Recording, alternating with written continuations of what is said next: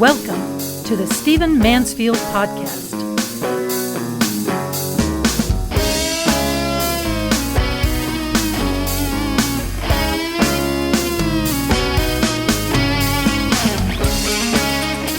Welcome to the Stephen Mansfield Podcast. Let me ask you very quickly before I dive into the second part of a two-parter that I'm doing here to go on to iTunes, find the Stephen Mansfield Podcast, and write a review. You say such kind things in emails and in feedback, and when I meet some of you at the events that I do around the country, and I just want others to be able to access those comments and be able to be drawn in to the discussion that we're having in this podcast. So please write a review for the Stephen Mansfield Podcast on iTunes. Now, in our last podcast, I was talking about the radical middle.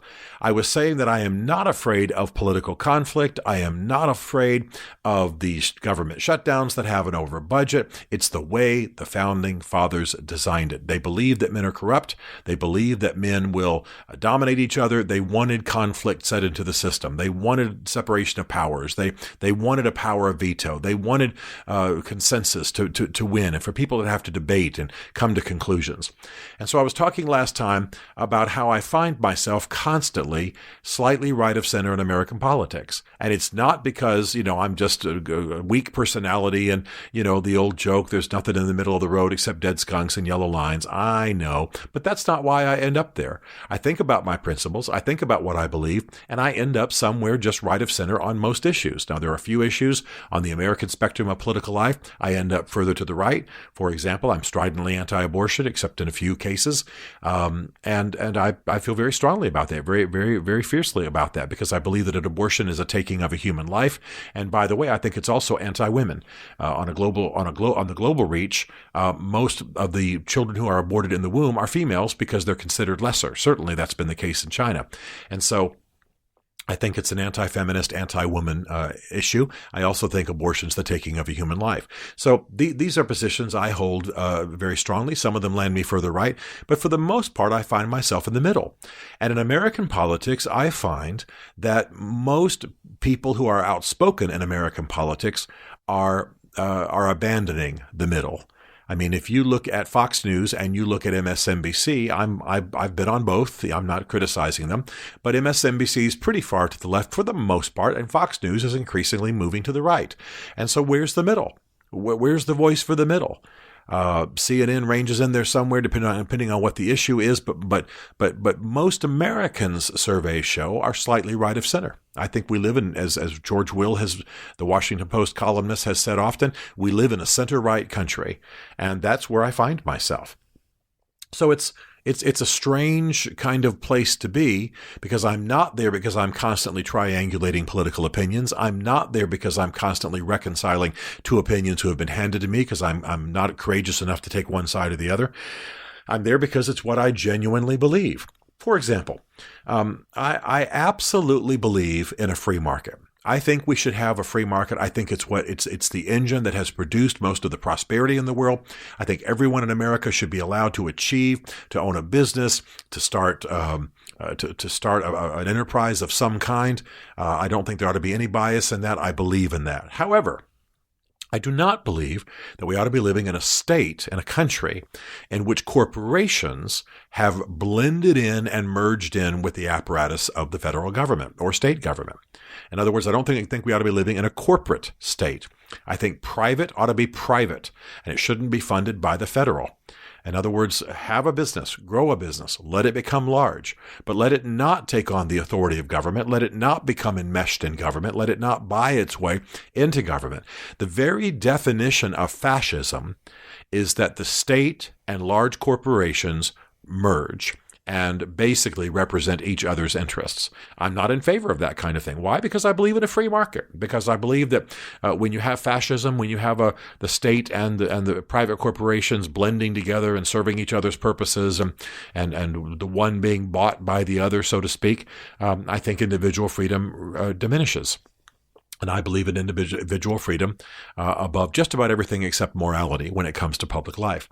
So So do I believe in a free market? 100%. I want to see more industry. I want to see more innovation. I want to see more creativity. I love the stories of rags to riches. I love the ideas of Booker T. Washington and others and the businesses they inspired. I love seeing industry and people arise. I love knowing some of my Vietnamese friends whose parents literally arrived as boat people, but now have risen by running markets and doing good things, not by blending in with government authority and going a political route and gaining benefits for themselves. No, by working hard, by earning, by paying taxes, by being American citizens, and by achieving. And they've achieved magnificently. But again, I say that doesn't allow me to go hard right wing. That allows me to be just slightly right of center, believing in a free market, but wanting checks on corporate power, wanting for the corporations not to own politics, not to own government, wanting to keep them separate. And by the way, wanting corporations to pay their fair share of taxes. I'll have to say that one of the areas that I kind of sound maybe perhaps right wing, when in fact I'm actually relatively moderate, is that I think we ought to have a flat or a fair tax. I don't understand why we don't. The fact is that if we had a flat tax of, I'll just put a range in there so we don't have to debate the details. Let's say 10 to 15%, and all people paid 10 to 15%, and all corporations paid 10 to 15%. We would have government would take in more increase. It would take in more money, and most people would be paying less taxes. And you want to talk about stimulating the economy? If there's any truth at all to the idea that more money in the hands of individuals to spend in the economy, generates creativity, generates innovation, and creates a better society for all, then one of the best ways to do it is to have a flat tax.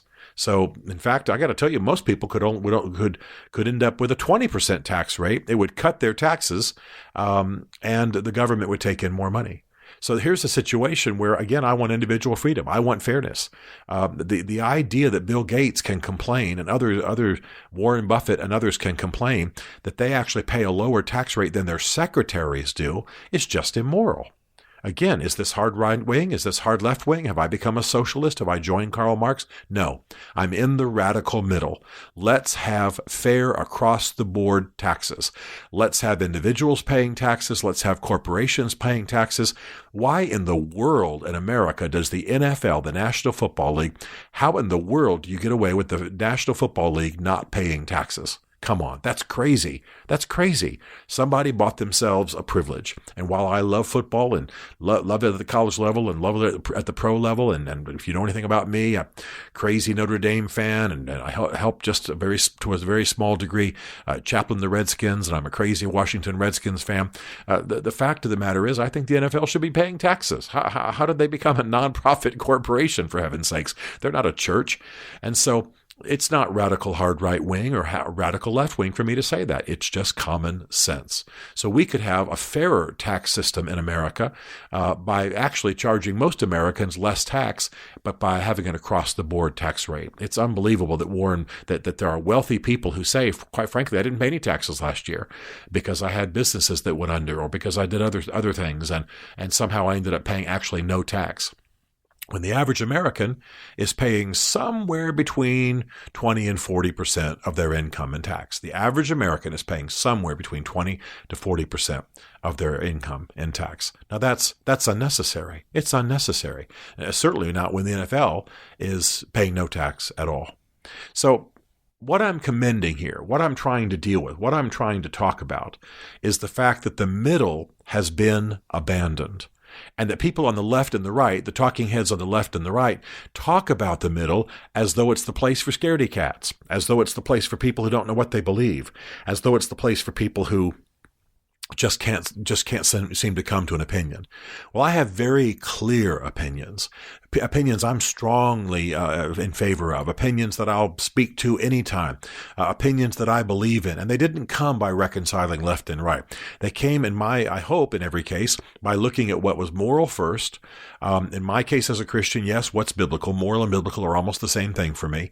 And And at the same time, looking at what's common sense, like the flat tax situation. That's not taught in Scripture. That's not a morality does not inherently suggest that, except that morality does suggest that our taxes ought to be fair and that we shouldn't be punitively stealing from some while others escape having to pay their fair share. Again, the example of the NFL being tax-free organization. So, consider this in your politics. My point is not to lead a movement. My point is not to pull people away from what they believe politically. My point is to say that the reasonable, thoughtful, not going to be smeared by labels, slightly middle of the roads, in my case, right of center, this is where the action is. This is where the creativity is. This is where things are happening.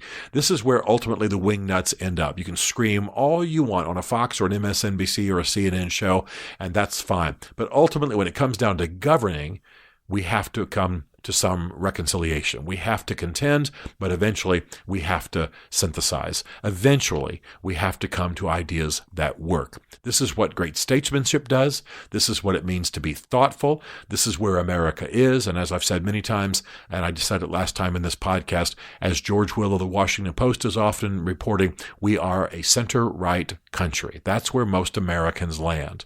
And I think we ought to consider the virtue of that, and that it's given us many of the gifts that we celebrate as the gifts of America. So maybe we need to pull in a little bit from the extreme left and the extreme right. Maybe we need to ponder a little bit more the virtue of ideas that we've labeled left and right wing. Maybe we need to see that there's a blend of the two, and maybe we need to reclaim the radical middle in American politics. Stephen Mansfield is a New York Times best-selling author, a popular speaker, and a frequent faith and culture commentator on Fox and CNN. His groundbreaking books on faith and society include The Faith of George W. Bush, The Search for God in Guinness, Mansfield's Book of Manly Men, and Lincoln's Battle with God. Learn more at stephenmansfield.tv.